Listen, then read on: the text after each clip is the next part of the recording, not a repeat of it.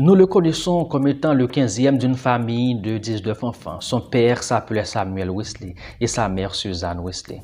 À l'âge de 9 ans, il s'est échappé de justesse et de manière miraculeuse d'un incendie qui s'éclata dans le presbytère où vivait sa famille. N'est-ce pas le tison arraché au feu, disait-il plus tard de lui-même. À partir de cette expérience, sa mère Suzanne Wesley était convaincue que Dieu avait un plan particulier pour l'enfant. Elle le prenait particulièrement en charge, en passant du temps avec lui, en instruisant de la parole de Dieu. Voilà pourquoi beaucoup d'historiens pensent que Suzanne Wesley est considérée comme étant la première professeure de théologie pratique, de formation spirituelle et d'éducation chrétienne de l'homme. Nous le connaissons comme l'homme qui a parcouru 400 000 km à cheval pour répandre la bonne nouvelle dans sa génération. Il a prêché 40 000 sermons pendant sa carrière de prédicateur. Il a prêché 40 fois par semaine. Nous le connaissons comme l'homme qui était contre l'esclavage, la corruption et l'alcool. Il était pour la réforme pénitentiaire. Il combattait pour de meilleures conditions de travail dans les factories. Nous le connaissons comme étant l'homme qui éduquait et nourrissait les pauvres. Nous le connaissons comme l'homme de discipline. Après sa mort, 60 ans plus tard, alors que la France sombrait dans la terreur, l'Allemagne, l'Australie, l'Italie sombraient dans la révolution, son pays, l'Angleterre, fut parmi les rares pays qui ne sombraient pas dans le chaos et la violence à cause de son influence. Il s'agit de John Wesley, le réformateur anglais, l'homme de réveil. Mais saviez-vous que John Wesley, à travers ses sermons, ses prédications, a posé les fondements de l'éthique protestante du travail? En d'autres termes, John Wesley a élaboré, il a véhiculé une vision biblique correcte de l'intendance ou de l'économie. Salut à vous mon ami, c'est votre ami Windel Benjamin Etienne Web. Quel plaisir de vous apporter causerie sur la mission. Merci d'être avec nous, merci d'être à bord. Notre sujet s'intitule John Wesley et l'éthique biblique de l'économie. Et notre question, qui va nous servir de fil conducteur dans le cadre de cette vidéo, est formulée de la manière suivante. À quel niveau les principes bibliques économiques peuvent transformer ou réformer nos sociétés? Il est évident qu'aujourd'hui, beaucoup de gens prennent d'assaut l'Église ou l'Évangile, ce qui porte beaucoup à croire que l'Évangile n'a rien à voir avec l'économie ou avec le développement. Alors, ne pouvons-nous pas trouver des principes bibliques pouvant nous servir de guide pour transformer ou pour révolutionner nos sociétés? Darwin Miller, essayant de comparer John Wesley avec le grand sociologue allemand Max Weber, a écrit « Bien que Weber soit aujourd'hui encore une icône dans le panthéon des sciences sociales, ce fut John Wesley, 1703-1791, l'homme de réveil réformateur anglais, qui résuma la quintessence de l'éthique protestante alors encore inconnue en un leitmotiv rassembleur et facile à saisir. Travaille aussi dur que tu peux, économise autant que tu peux, donne tout ce que tu peux. » Il s'agit ici d'un triangle avec 3 maximes posées par John Wesley dans la plupart de ses sermons. Dans son sermon L'emploi de l'argent, John Wesley a tenu les propos suivants. Quel chemin alors, je vous le redemande, pouvons-nous emprunter pour que notre argent ne puisse pas nous couler dans le tréfonds de l'enfer? Il n'y a qu'un chemin. Il n'y en a pas d'autre sous les cieux. Si ceux qui gagnent tout ce qu'ils peuvent et épargnent tout ce qu'ils peuvent également donner tout ce qu'ils peuvent, alors plus ils gagnent, plus ils croissent en grâce et plus de trésors ils amassent dans les cieux. À partir de ces 3 maximes, John Wesley développe une éthique biblique responsable de l'économie. En d'autres termes, une intendance biblique ou protestante responsable et appropriée. Gagne tout ce que tu peux, c'est la formation du capital, le travail. Économise ou épargne tout ce que tu peux, c'est la sauvegarde du capital. Et donne tout ce que tu peux, c'est le partage du capital. Voilà les trois éléments triangulaires qui, selon sa pensée, sont liés les uns aux autres qui vont guider notre réflexion. À Kenneth Elgardner de souligner: l'intendance est au cœur du réveil wesleyen et John Wesley a estimé qu'elle fait partie des qualités requises à un disciple chrétien. C'était un thème constant dans ses prédications et dans ses expériences pratiques. La notion d'intendance.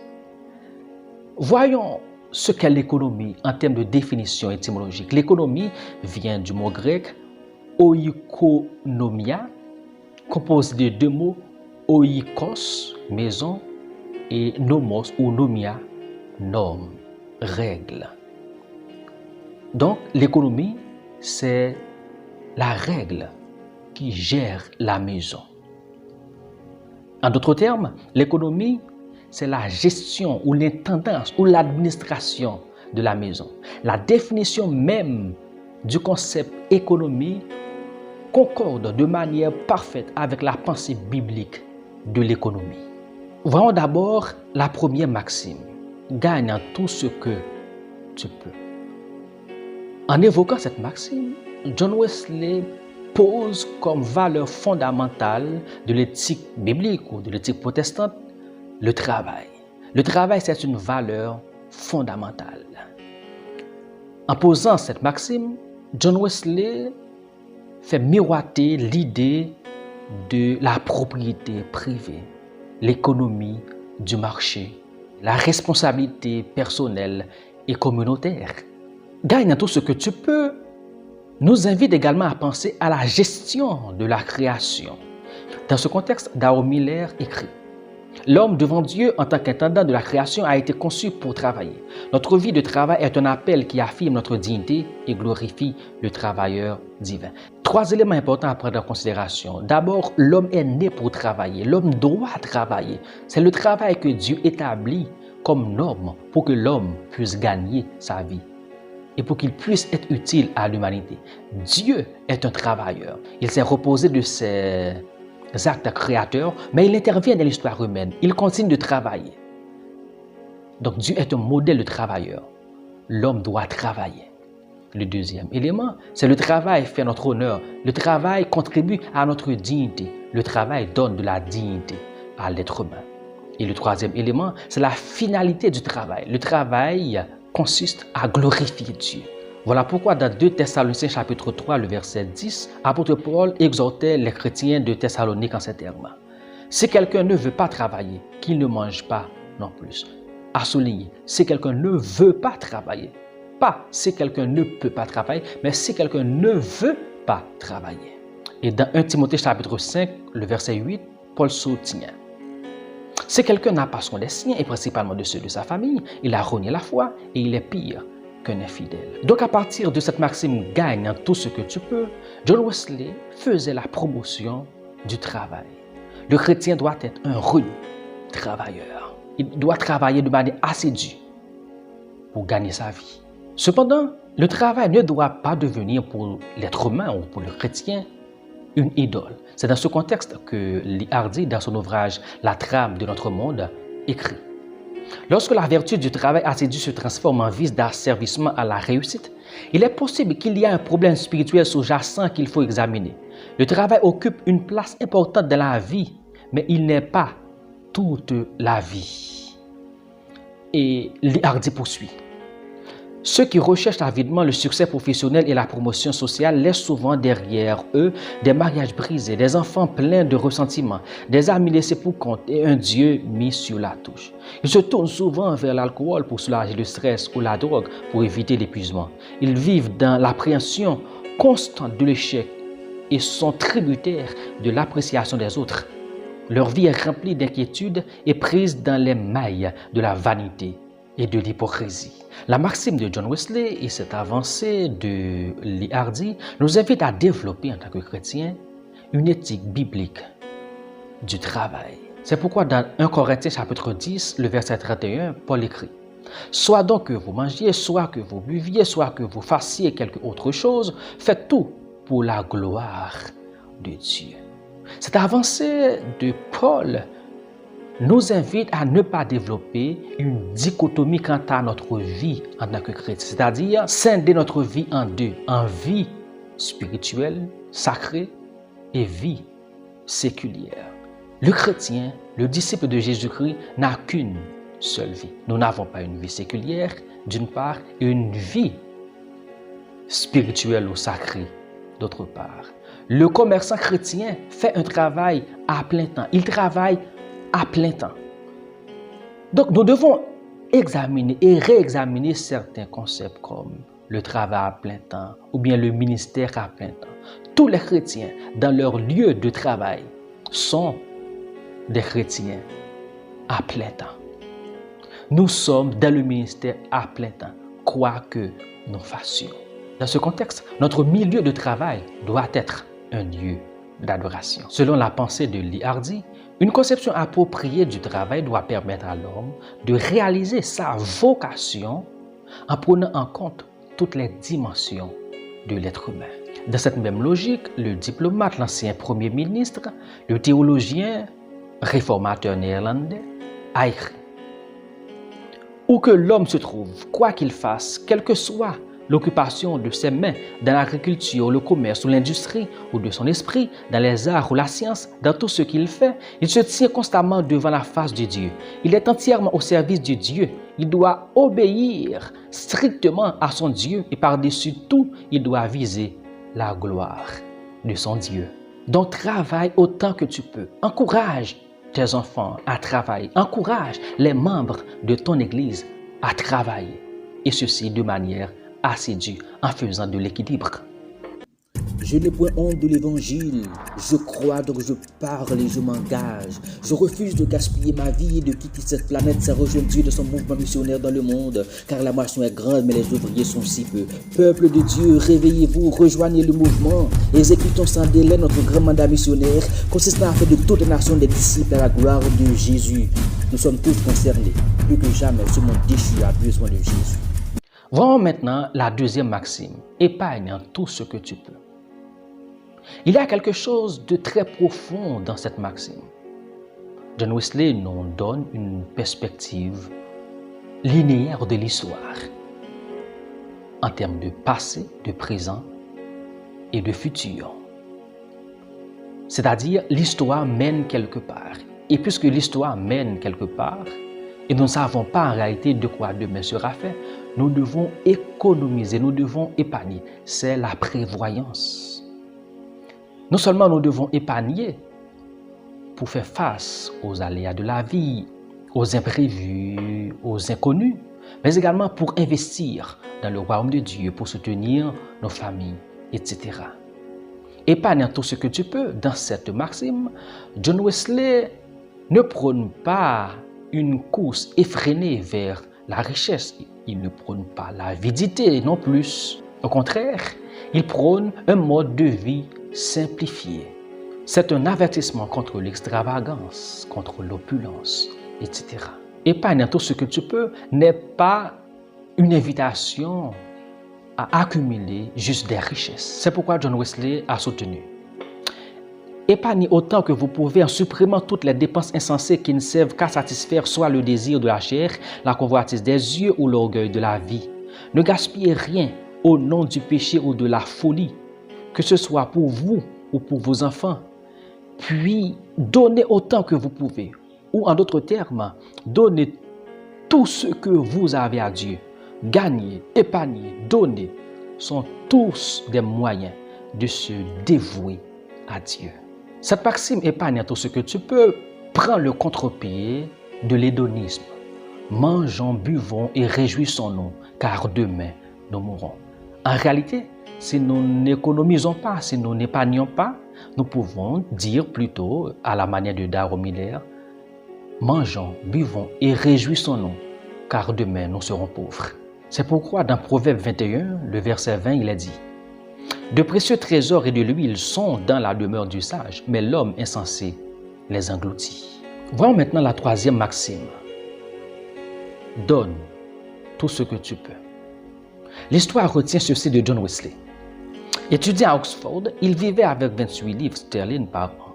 Lorsque ses revenus sont passés à 30 livres, puis à 120 livres par an, il continuait de vivre sur la base des mêmes 28 livres. Il a dit aux gens que si, à sa mort, il avait plus de 10 livres en sa possession, il pourrait le traiter de voleur. Vous pouvez vous dire peut-être que le prédicateur a un peu exagéré. Lui, il faisait un vœu de pauvreté. En réalité, John Wesley maîtrisait la logique du don, la logique de l'intendance. Il ne vous invite pas à faire comme lui, à vivre de manière modeste comme il a vécu, mais l'essentiel, c'est de pouvoir donner en retour ce que nous avons reçu de Dieu. C'est-à-dire avoir un grand cœur pour soutenir les faibles, pour soutenir ceux qui ne peuvent pas travailler, ceux qui sont dans le besoin. Dans son sermon, l'emploi de l'argent, il a dit: l'argent est un excellent cadeau de Dieu qui répond à des finalités les plus nobles. Entre les mains de ses enfants, il sert de nourriture pour les affamés, de boissons pour les assoiffés, de vêtements pour ceux qui sont nus. Il donne aux voyageurs et l'étranger un abri où reposer la tête. Grâce à lui, nous pouvons suppléer le mari de la veuve et le père de l'orphelin.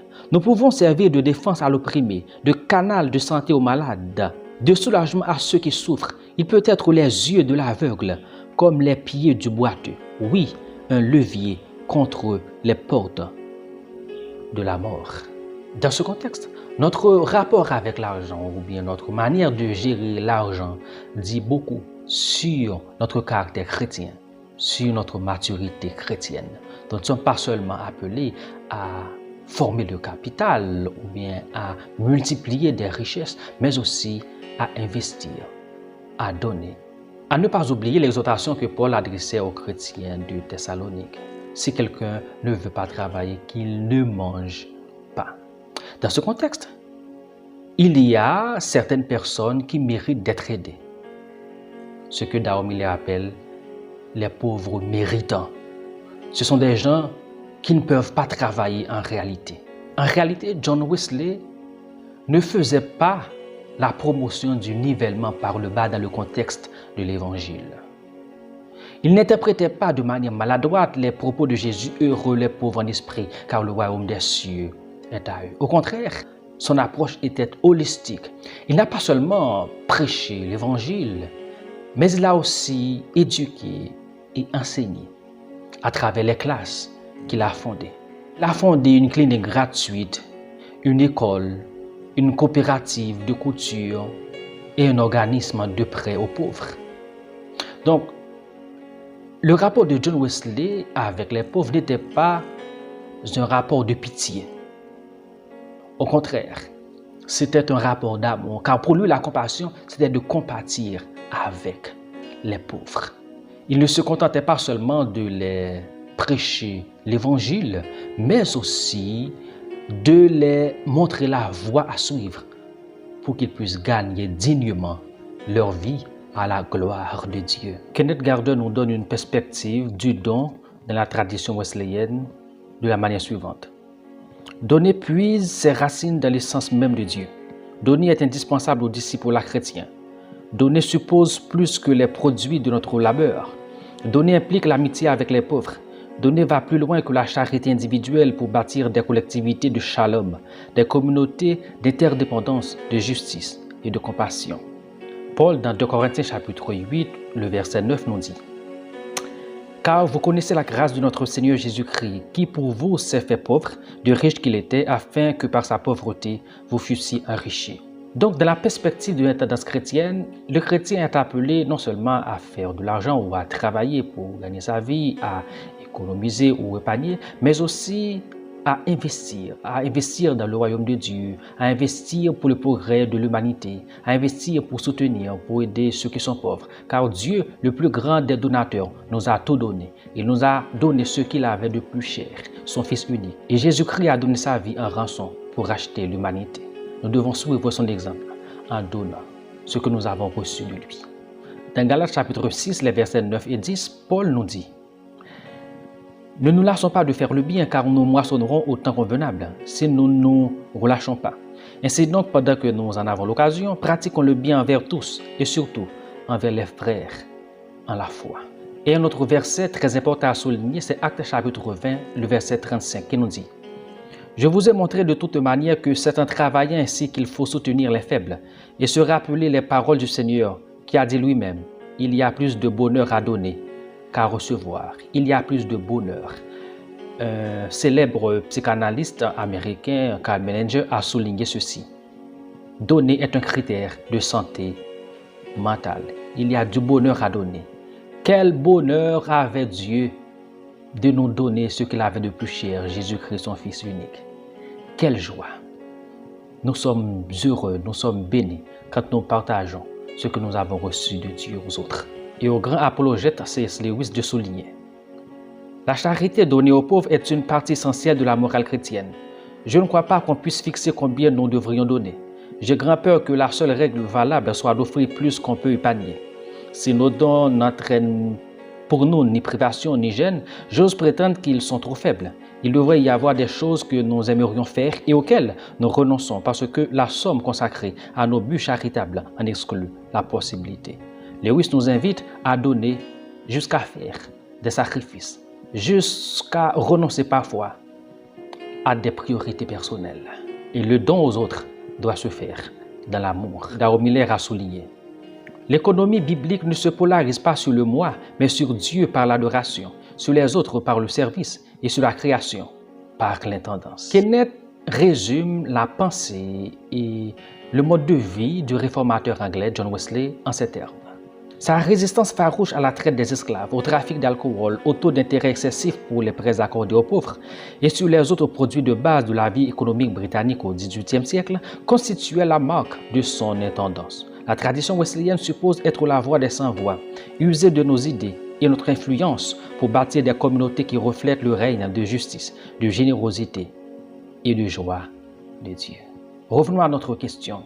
À quel niveau les principes bibliques économiques peuvent réformer ou transformer nos sociétés? L'une des plus graves erreurs que nous commettons aujourd'hui ou que beaucoup de nos conducteurs spirituels commettent, c'est de ne pas enseigner les principes bibliques. C'est de ne pas conduire le peuple de Dieu à découvrir les principes bibliques, surtout relatifs à l'économie, pour les appliquer dans leur vie de chaque jour. Nous avons l'impression qu'ils engendrent des chrétiens angéliques, des chrétiens qui nient toute réalité terrestre ou cosmique.